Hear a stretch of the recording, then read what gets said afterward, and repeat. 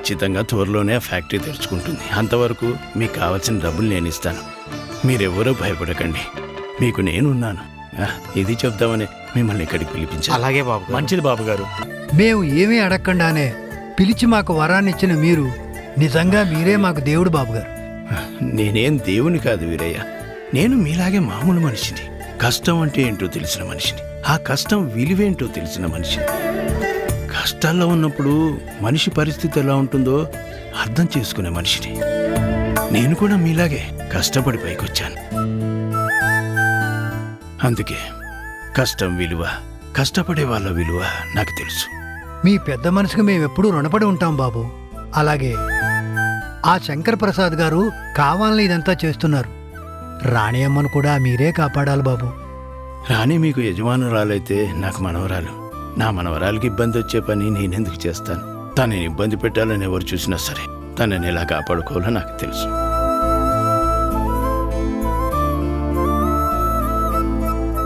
తను నా ప్రాణ స్నేహితుడు దేవరాజు కూతురని తెలిసినప్పటి నుంచి తన మీద బాధ్యత నాకు మరింత పెరిగింది. తనకేం కాకుండా నేను అండగా ఉంటాను. మీరేం అధైర్యపడకండి, ఫ్యాక్టరీ త్వరలోనే తెరుచుకుంటుంది. అన్ని సమస్యలు సర్దుకుంటాయి. మీరు ధైర్యంగా ఉండండి. అలాగే బాబు. దండాలయ్యా. దండాలయ్యా. దండాలయ్యా.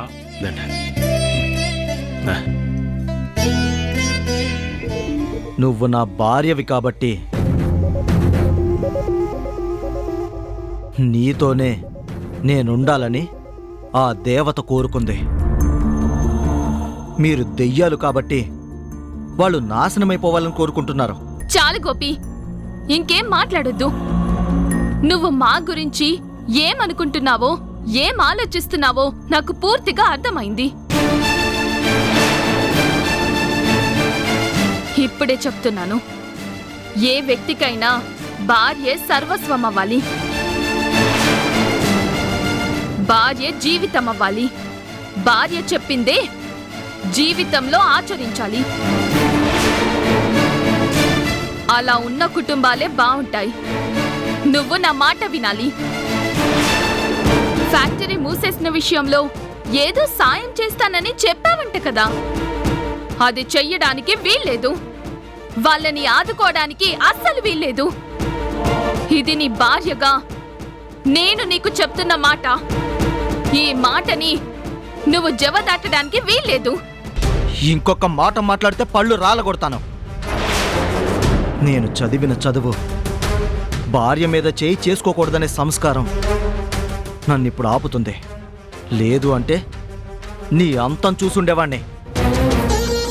ఒక అధికారిగా ఏం చేయాలో ఏం చేయకూడదో నాకు బాగా తెలుసు. అది నాకు సంబంధించిన విషయం. నువ్వు భార్యవైతే నా జీవితానికి సలహాలివ్వు, అంతేకాని నా ఉద్యోగంలో సలహాలివ్వాలని చూడొద్దు. నా పరిధిలో ఏం చేయాలో నాకు తెలుసు. ఎవరు ఏం నాటకమాడి నీతో ఈ మాటలు అనిపిస్తున్నారో కూడా నాకు బాగా తెలుసు. ఇంకొకసారి ఇలాంటి ప్రస్తావన నా దగ్గర తీసుకొచ్చావంటే నీకు మర్యాదగా ఉండదు. జాగ్రత్త. ఏంటి గోపి, ఊరుకుంటుంటే మరీ రెచ్చిపోతున్నావు? నువ్వు నా కూతుర్ని అన్ని మాటలు అంటుంటే నేను చూస్తూ ఊరుకుంటాననుకున్నావా? మేమేం చేసినా నువ్వు బాగుండాలనే చేశాం. ఒక జిల్లా అధికారి అయ్యుండి అలాంటి అలగా వాళ్ళు ఇంట్లో ఉంటే నీ పరువేమవుతుంది? అలాంటి వాళ్ళు నీ వాళ్ళు అని చెప్పుకుంటే సొసైటీలో నీ గౌరవం ఏమవుతుంది? నీ చుట్టూ ఉండే వాళ్ళంతా పెద్ద పెద్ద వాళ్ళు. అట్లా అమ్ముకునేది మీ అక్క. ఫ్యాక్టరీలో డీజిల్తో చేతులు కడుక్కునేవాడు ఆమె మెడలో తాళి కట్టిన భర్త.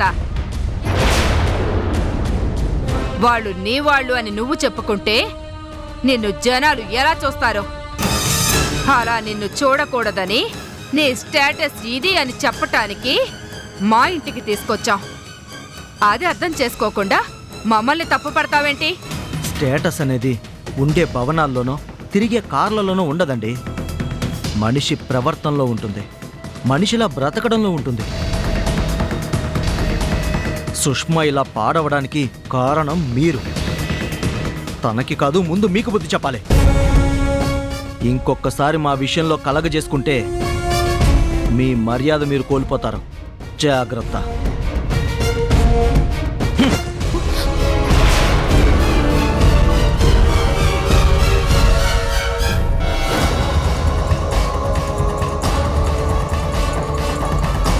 చూసావా అమ్మా ఎలా మాట్లాడుతున్నాడు? ఎంత అహంకారంగా మాట్లాడుతున్నాడు. ఇప్పుడేం చెయ్యాలమ్మా? అధికారం తన చేతిలో ఉంది కదే, అందుకే మన మాట అంటే లెక్క లేకుండా పోయింది. అధికార బలంతో ఏదైనా చేయగలనని పొగరు తలకెక్కింది. ఆ అధికారాన్ని తీసేస్తే మళ్ళీ కళ్ళు నేల మీదకొస్తాయి.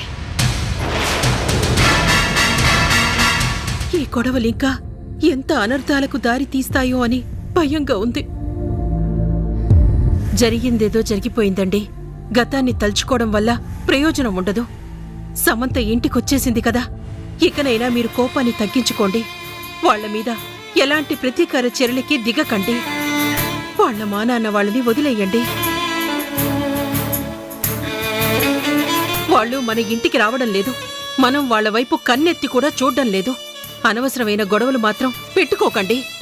ఏంటి నా నిన్ను వనేది? ఎవరిని వదిలేయాలి? ఆ రాణిని వదిలేయాలా? ఎందుకు వదిలేయాలి? నేనేమైనా తప్పు చేశానా?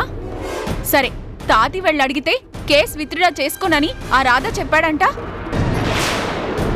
అది చెప్పింది రాధా కాదు, చెప్పించింది రాణినే. అది నువ్వు తెలుసుకో. కన్నీళ్లు పెట్టుకున్నంత మాత్రాన మంచివాళ్ళైపోరు. సున్నితంగా మాట్లాడినంత మాత్రాన గొప్పవాళ్లేమైపోరు.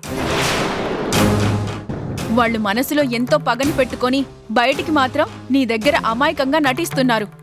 దాన్ని నువ్వు నమ్మి వాళ్ళని మంచివాళ్ళు అనుకుంటున్నావు. రాణికేమన్నా జరిగితే కనీసం వీధిలో వాళ్ళకు కూడా తెలీదు.